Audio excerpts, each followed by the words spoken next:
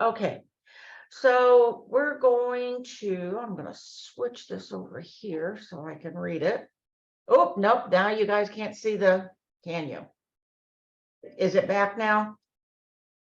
The open house, I moved it by mistake. You see it? Yes, it's Okay. back. Okay, so this is how to hold an open house. And I know Cam and I did a crash course in this Thursday to get her ready for her first open house this weekend, and she did a great job. Thank you for So that.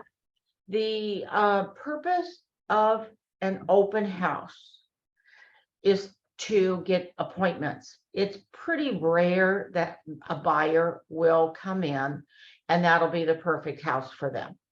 So, and we'll talk about this as we, start here, but let me turn this on. Silence it, there we go. When, and I've said this many, many times, and I'll say it, I'm sure a lot more times. Agents that say open houses don't work are doing them wrong. They do work. And I think Cam would agree after holding her first two open houses this weekend, they do work because, she got names, she got legit names because she did it right. So what the most important thing that you are going to do before you hold an open house is know the comparables for that house, which means, so like when Cam did her open house, the house was priced at, one something. So she knew the comps from 800 to 1.2. And that's what you have to do. You have to know houses below the price of the open house, and you have to know houses above. Typically you'll be doing an open house and let's say it's around 750. If I were to do that open house, I would know every single family house between 500 and $1 million. I would know them. If I didn't and couldn't preview all of them, then I would study the pictures very closely in MLS and I would drive by them because they're not going to tell you in the MLS that it backs to a busy street, that there's railroad tracks behind there, or whatever, the negative might be, or that there's power lines close by. So you need to know that. And so now you have the MLS printout, you've driven by the house, you go, major power lines, 100 feet from home, backs to Margarita, whatever it might be, you now know that. If you can physically get in the house, that's the best. You call the agent, you say, I'd like to preview this home for my client. Don't tell them that you don't have a client or that you do have a client, because they will definitely, I would say 50% of the time you're being recorded when you're in that house. So now that I'm saying that, always assume you are being recorded and tell your clients that, because then we get phone calls. And when I say we, it's me, phone calls from the seller of the home saying, your agent was trashing my house and saying how, it was not done well, it was unattractive, it was whatever it might be. So don't ever say that. The other reason you don't say that is maybe you're putting your opinion out there and it may differ from your buyer. And as soon as you do that, that buyer loses faith in you because they think, how are they going to find a home for us if we don't agree on what we like? So you never have an opinion. If someone says to you, well, what do you think of this house? Say, I won't be living here. How do you feel about it? Can you see yourself coming home at night? Those are the questions you need to ask. Don't put yourself in that situation. And sometime when you're in the office, ask me about what I did that made me learn this lesson the very, very hard way in my youth. So know the comparables, and you need to have those comparables with you. You can run one copy. Do not make multiple copies of the comparables, because you don't want to be the silent salesperson where you just hand them all this information. You would say, I would be happy to email this to you. This is the only copy that I have. But if you would like that, a copy, I'll send it to you. So know your comparables. Those are called your switch houses. And that's what you need to know. And that's what most agents don't do. And that's why their open houses don't work, because they're not able to have that conversation with the buyer. And we'll talk about that and how the conversation goes. It typically, Sunday is the best day. However, like Cam said, Saturday was her best day. Sunday she had one person through. It really is hit and miss. Saturday, especially once, there's sports, the kids have, baseball and all this. So Saturday mornings are typically pretty busy, with children, with sports and activities. So that's why Sunday always seemed to me to be a better day. But it is real hit and miss. So don't shy away from doing open houses also during the week. Do it during drive time. Like right now it's dark basically at 5 o'clock. So maybe you'd want to do it from, 3 to 4:30, and you could catch people as they're driving through. So that is not unusual to have people do open houses during the week. The morning of the open house, what you want to do, of course, you've already done your research. You have picked your open house, and I suggest you pick your open house like Monday, Tuesday, because you do need time to prepare. If you pick your open house on Friday afternoon, you will not very likely have a good open house.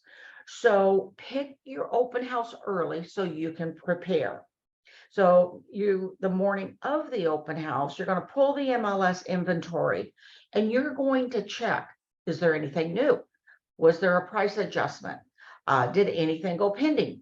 So those are all the things you want to make sure, because you don't want to go out with those list of homes that you pulled as your comparables and find out that one went pending. So you could say, well, this house was active, it just went pending last night. So that's the level of information that you need. So you need to make sure that you pull the active, pending, and closed, because maybe something closed late Friday. So you need to know all that. So you can print that list, or you can take it on your computer iPad. With your computer iPad, do not lay it down. You have a very good chance it will be stolen. So you have to be careful. We've had it happen with agents. It's happened over the years. So you have to be very careful if you're going to do that. I just made it a habit. Of course, back in my age, we couldn't carry the computer. It was too big back then. If we didn't have these little iPads like you guys do now, or small laptops. So at the open house, guests may bring up a house and you can quickly refer to it.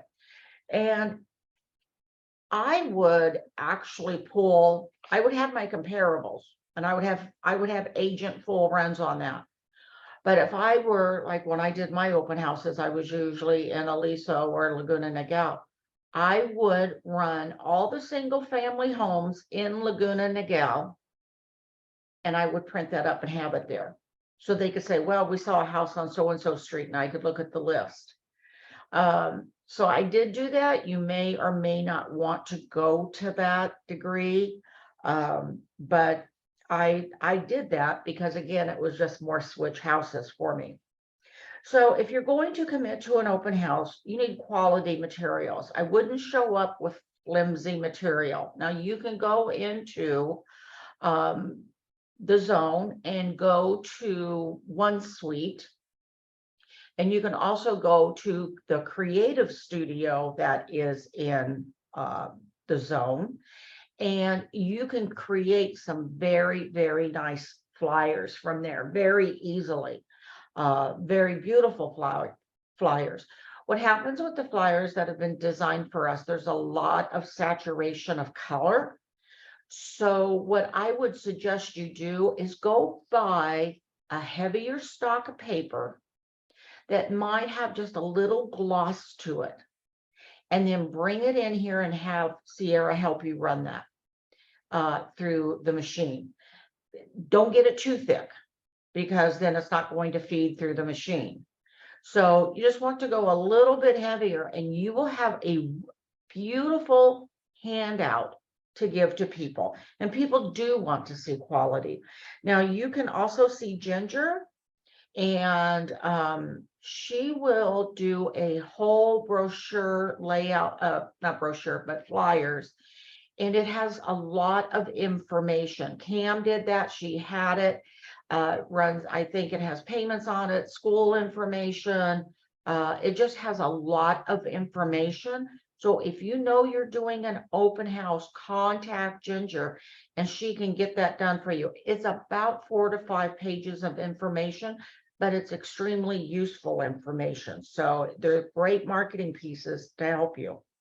So as you're doing now, you're getting prepared for it. So if it's winter and you know the seller, maybe it's your listing, you can ask the seller, if it's a day like today, a fireplace is very nice to have on. Do not turn it on yourself. Do not turn on a TV. When you go into an open house, you'll see an agent a lot of times sitting there watching TV. You cannot do that. And we'll talk about that as we go through it.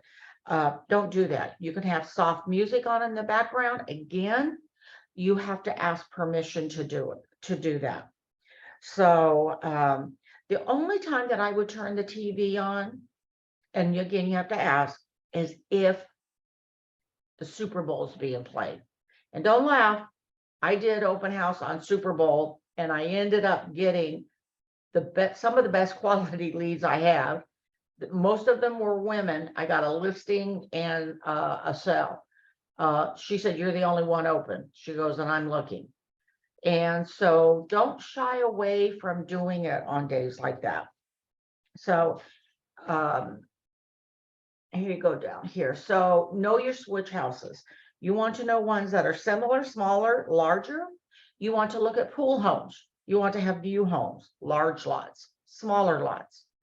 If someone says, you know, you're looking, maybe you're doing an open house and it's over in Red Hawk or Wolf Creek, and it's a 4 or 5 bedroom home. Odds are that's a family home. You know, a family with kids are going to move in. I would definitely run a separate list of homes with pools, because that's a real big deal here.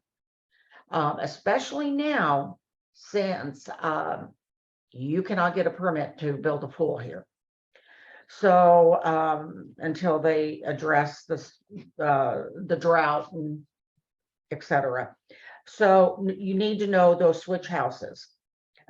Be the person with the depth of knowledge. That's how you build that confidence, how they trust you, and it will help your conversation go. This is how you convert an open house walk-in to a client. Most agents don't properly prepare, and they don't demonstrate. You are there to give them value, to give them pieces, maybe of collateral, whatever it might be, marketing material that creates value for them. You must have information they don't have. So you go in here, and everybody does this differently. Everybody has their own style. I never set up in the front room. I have seen agents where they set it up right in the front room. They have a table and they do registration. Now I know Cam did registration and she did well with it. I never did that. You have to find your rhythm. If you can do it and get the information, that's fantastic. I set up in the kitchen, and I will tell you, during an open house, I never sat down. I was always standing up. Even if no one was there, I didn't sit down, because what happens when you sit down, you're not prepared. So my philosophy was, I'm on stage, and I am on stage until this open house is over. And if you sit down, you have to ramp up. You have to gear your mind up. So I never did that. So I sat up in the kitchen, I would hear somebody walking in, I would have a flyer in my hand. I would simply go up to them and say, welcome to the open house.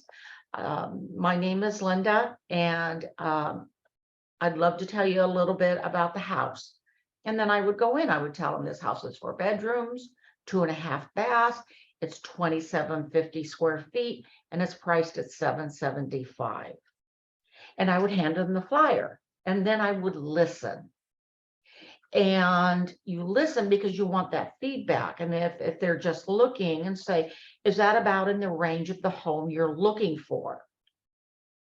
And they'll say, yeah, this is pretty close, or actually this is, maybe a little bit more than what we can afford, or a little bit bigger than what we're looking for. May I ask what you're looking for in a home? And they'll say, well, we want 4 bedrooms, but our price range is more like $650 max. Okay, that's great. There is a house over here on so-and-so. Have you seen that one? And they'll maybe say, yes, actually we did see it. Or say, no, we haven't seen it. Say, well, it's this, this, this, and this. And you give them facts about that house.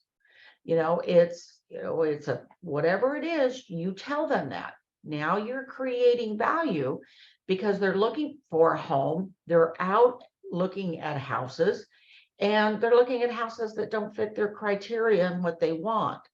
So now you're showing them what they have. So you also may have this conversation after they tour the home. So let's say on the reverse, they don't say anything. You say, why don't you take a look at the home and, take a tour. Let me point out a couple of features to you. I want to make sure that you notice. This has dual dishwashers. Maybe it has the oven. It's a double oven with 1 convection oven. Maybe it's quartz countertops. What are the features of that home? Or maybe it is a very large lot for the community. I would say the average lot in this community is 9,000 square feet. This lot is about 14,000 square feet. So it is unusual in this community. So I just wanted to point that out to you. So again, you're demonstrating a level that 90% of the agents won't do. So now they tour the home and they come back down and you say, so what'd you think of the home? And then listen. One of the things that agents have a tendency to do is they overtalk the buyer. You want them to talk 75% and you to talk about 25. Because, you need that feedback from them. And sometimes agents talk so much out of nervousness that the client feels, well, they're not listening to me.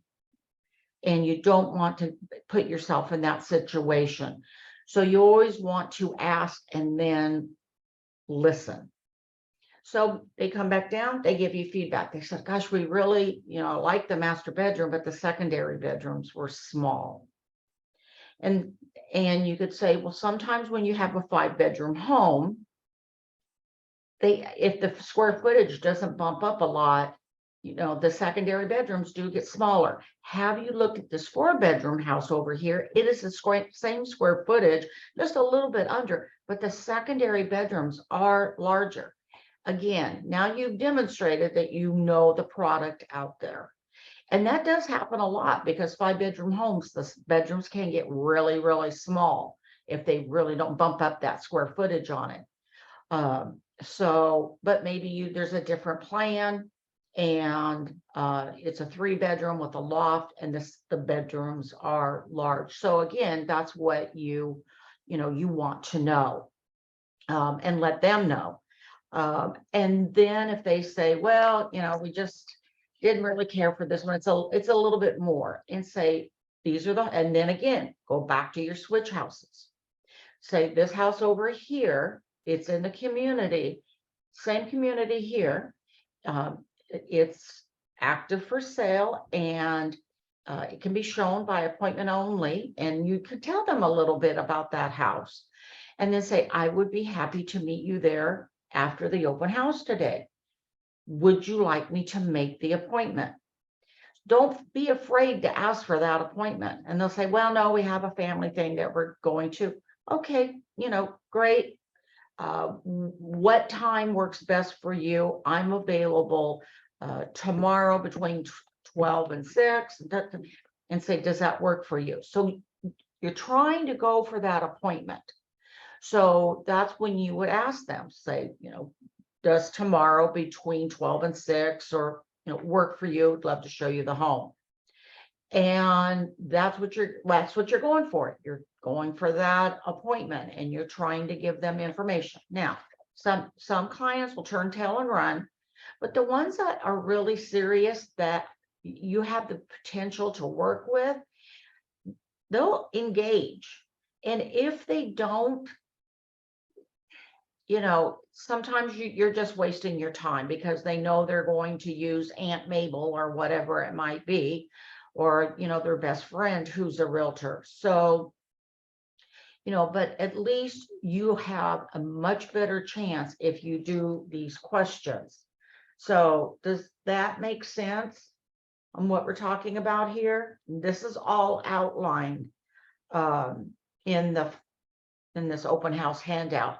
And if you will email me after the meeting, I will gladly send this to you. So any questions so far? You can unmute yourself. Oh, I see 2 chats up here. Let me see. Linda, what is the passcode? There's no passcode. What is? I don't know. There's no passcode. Hopefully everybody got in. Now, one of the things that you can do, because when a client walk into an open house, they're pretty guarded. You're just like a used car salesman to them. And so you need something to help break that ice. And that's why if you just give them the flyer and you don't ask them for anything, you just give them the flyer and offer information, hopefully that brings their guard down a little bit. With some people, it won't. One of the things that does work very well is an open house board. So the open house board is, you can get them, it's a trifold piece that you can get at Office Depot, probably Staples, and it will have a large center, and then the 2 sides fold up. And you can put information on this open house board. You get those little clips, and you can insert the paper, and then you can change it out for different open houses. So on the open house board, here are some of the things that you can put on that. You can put the tax bill. If there's Mello-Roos and special assessments, you can pull the tax bill. So if you get Title Pro 247 from Chicago Title, which I know Rebecca loaded that up on your phones at the meeting the other day, it will give you a full tax bill based on the estimated sales price. If you go into Realist, you will get the taxes for the current owner. Well, maybe they've owned that home for 15 years and they paid $300,000 for it. Now it's on the market for $700,000. That's not going to be an accurate tax bill.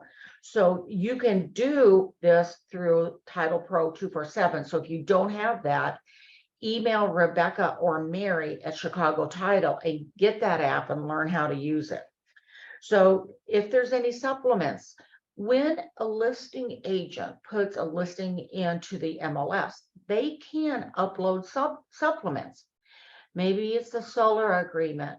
Maybe it's, I don't know, maybe it's property, land, and they just put in a new well or septic, whatever it might be. They can add, or maybe there was a lawsuit.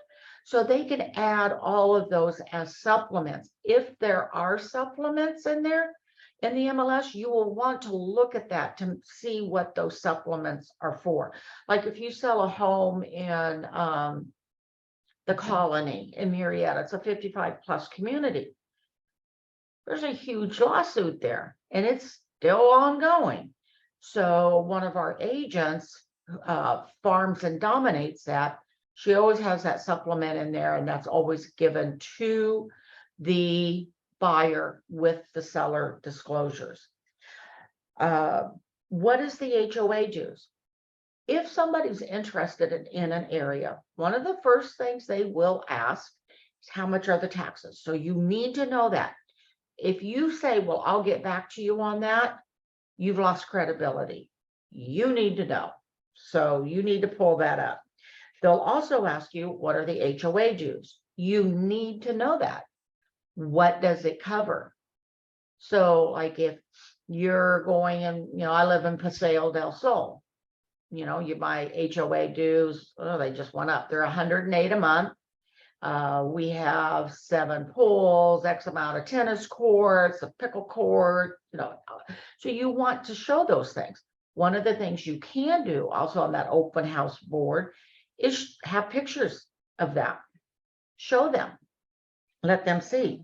Epic lending flyer with rates and programs. So like we talked earlier, Ginger will gladly prepare a great handout for you guys to use.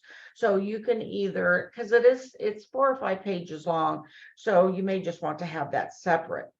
School information, huge information with the scores, and and Rebecca can help you with that as well through Title Pro. Shopping information. A lot of people relocate to this area, so they don't know where the shopping is and this and that. So maybe you have that on there. Features list of the home. This is big, especially if you're doing a higher end home. Maybe it has baseboards, maybe it has crown molding, maybe it has quartz countertops. Whatever it might be, you can list those features, much like a builder does for their model homes. And I worked for builders for 15 years, and I did the marketing for builders. And the reason that they do that is because when a client walks into the model home, they're not looking at the bones of the house. They are looking at the decor.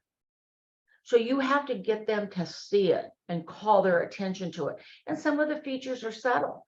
Maybe it's a dual air zone. Maybe it, has dual air conditioners. Maybe the air conditioner is brand new. The pool, maybe it's a saltwater pool. So you need to know that.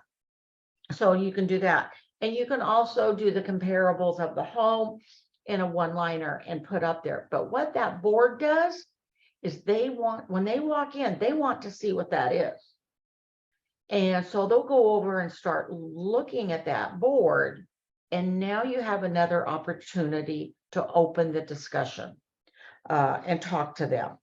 So they're drawn to it. It works great. I had my agents doing this for years. We actually, in one of my offices, did an open house board contest who could do the coolest open house board. And some people really did, incredible job. They put little picket fences on there that they created out of paper. And it was amazing. So think about that and what you want. But remember, the goal of the open house is to get appointments. Don't be afraid to ask for the appointment. Let me scroll down here. So how to increase traffic to your open house? Facebook ad. You cannot do a Facebook ad on your personal page. You can only do it on a business page. You can buy that area around the house. You can make sure that it's in the MLS for your open house. So you make sure if you're not the listing agent, you have the listing agent do it. Zillow open house. One of the great things to do, especially if it's a brand new listing, you create an invitation. And we'll do a separate class on this one, but you create an invitation for the open house, and then you go door knock it. You could door knock as many as you want in that neighborhood, and you're going to invite them to the open house. But you do that, you do special neighbor sneak preview. 10 to 11. And you don't put your open house signs up, except at the front door. And then from 10 to 11, you greet the neighbors coming in and you have them see the house. Now, this usually only works on a brand new listing. This is where it works the best. And maybe, you have some water, some cookies, whatever it might be, just a little bit of something there. And it's for the neighbors only. Then after 11 o'clock, you close the house back up. And now you're going to go prepare for your public open house by putting up all the signs, your open house directional signs. That is such a great way to get neighbors in, because now you've made them feel special. You're not putting this directional, so you have everybody coming in, and you just have one sign in front of the house. And you put that out there. Now, why is this a good thing to do? They want to see how much that house is listed for, what it looks like, because maybe they're thinking about selling too. And that's how you get appointments with the neighbors.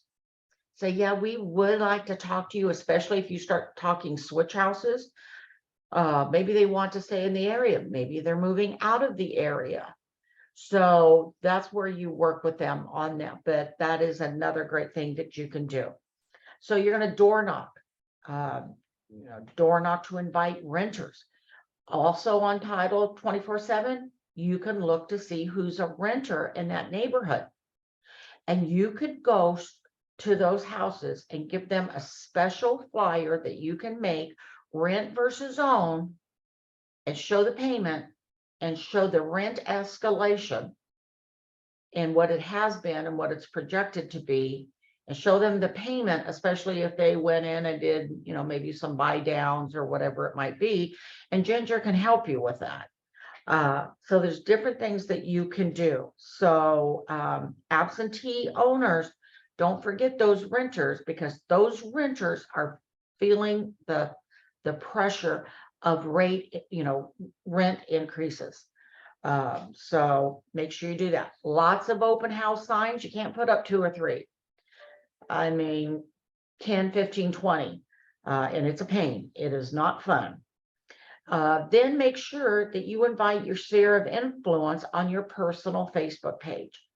Just say, hi, this is Cam. I'm doing an open house today from 1 to 4 at such and such. I'd love to have you guys stop by, and put a picture of the house up there.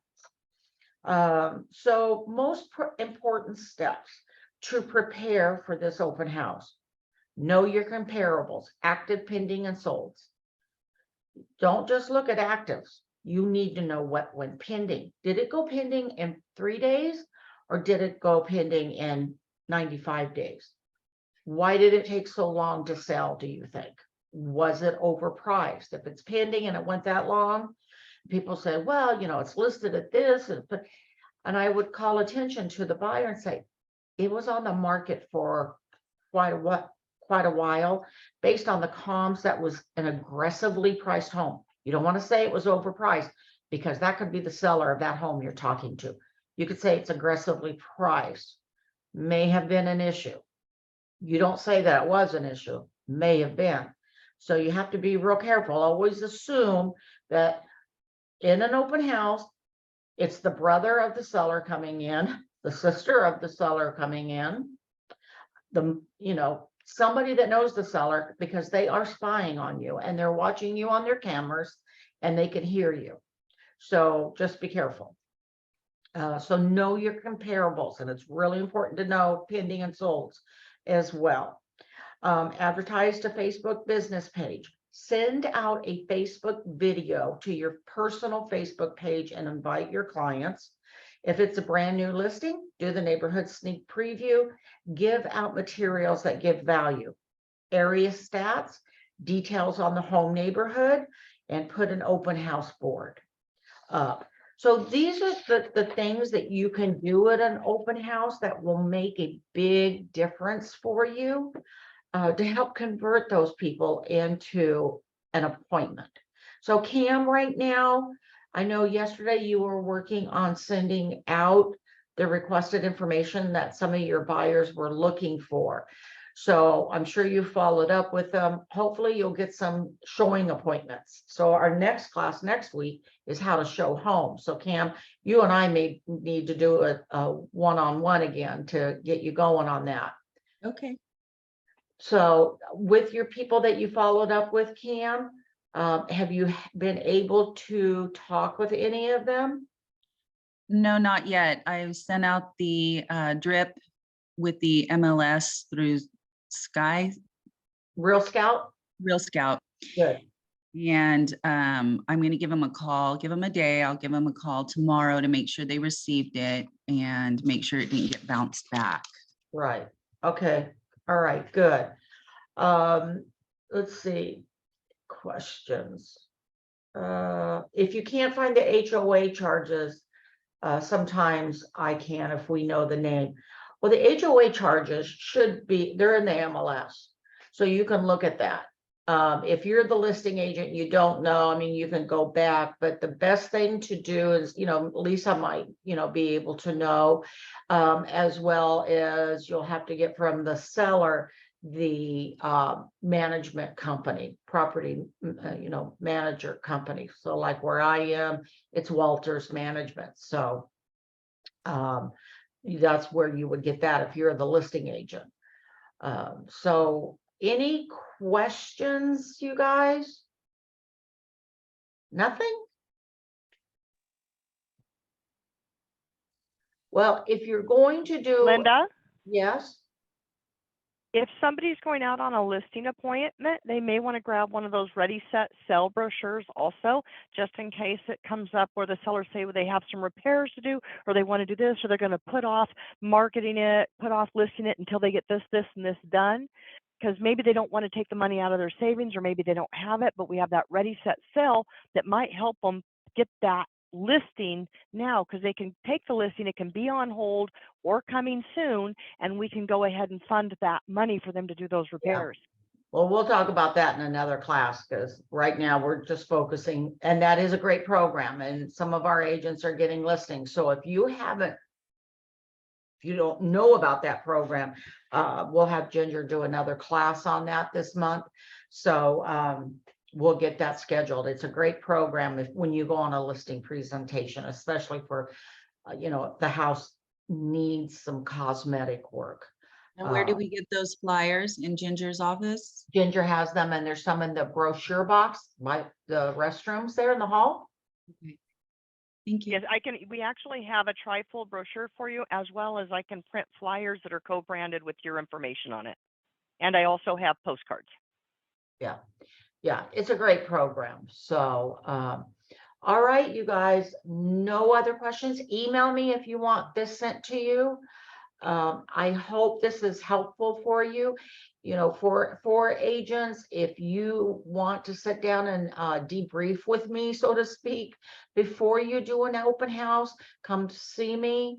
And then really what I want to do is see you afterwards, like Cam and I met yesterday. And we just went through it. Took 10 minutes. We talked about what happened and and what to do. So the first thing, when you do an open house and you get their names and you get their contact information, if you tell them you are going to send them something and you say, yeah, I'll send that, I'll be out, should be back to my computer by 6 o'clock this evening, I will send that over to you. If you say you're going to send it that night, send it that night.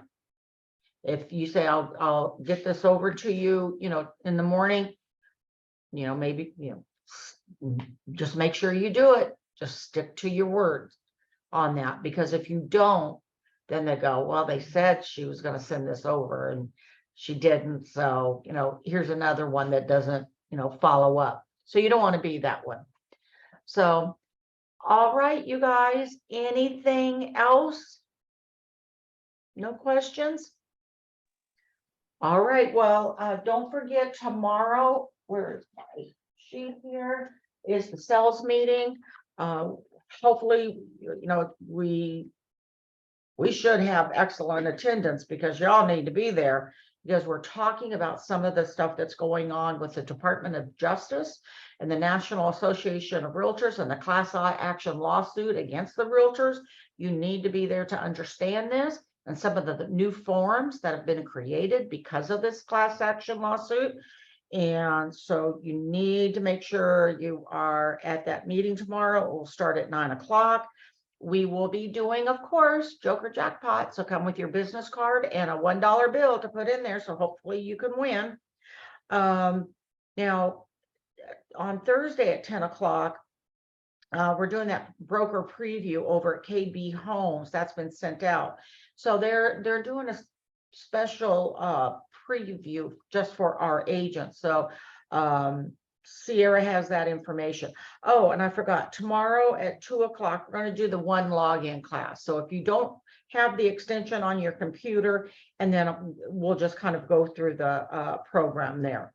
And then Friday at 10 o'clock, live class in the office is SkySlope. So this is a really important class because when you get a transaction, you will need to know how to use SkySlope. Now, hopefully you're all using a transaction coordinator because you have a potential of 102 documents just on our side that you'll be doing. So it can be overwhelming, but it's next Tuesday at 11. And right now I do have it live unless, we have bad weather again, but it's how to show homes. So, is the one login tomorrow live in the office? yes. Okay. Yeah. And then we have the CRMLS is coming in on the 25th at 1 o'clock. And they're really going to be hitting on some of the basics, searches, CMA Cloud, how to do that. And then that really doesn't take that long. And then she always opens it up. This is via Zoom. She opens it up to questions. So if you have something else where you're confused with Matrix, she will help you with that. So, and then we also have a class on the 31st at 10 o'clock, which is American Home Shield. This is a really important class for you to come to. That's the home warranty company. And you as an agent need to understand the types of coverage that you can get. You can do a seller's one that you can do, which I think is huge. I always did that with if I went on a listing appointment, I said I paid for it. And a lot of agents do that. But it will also teach you about the cost of the programs and the optional coverage. And that's what you really need to know, and the cost, because if you put the wrong cost down, someone's going to have to pay the difference. And What right time now, that cost that? hang on, right now, the contract defaults. If you put in there $500, but the cost of the policy that was done is $750, the contract defaults that the buyer automatically pays for it. Well, if the buyer is under the impression that the seller's to pay for it and there was a gap because you didn't put enough, agent's going to be paying for it. So, and that happens all the time. So make sure you're at that class. So yes, who had the question? Oh, sorry. I was just wondering what time that class was at. That will be at 10 o'clock, and everything is on the Zone calendar. And it's also on the email blast that you get, as well as Facebook. So the email blast goes out Monday, Wednesday, Friday. Make sure you pay attention to those. It's the same thing. And then we also have the text blast that goes out as well. Okay, you guys, hopefully I see all Excuse of me, you. Linda, could we have your email address? Linda at windfallsprings.com. Okay, thank you. You're welcome. All right, you guys, have a good day. I hope you stay dry and safe. Talk to you later.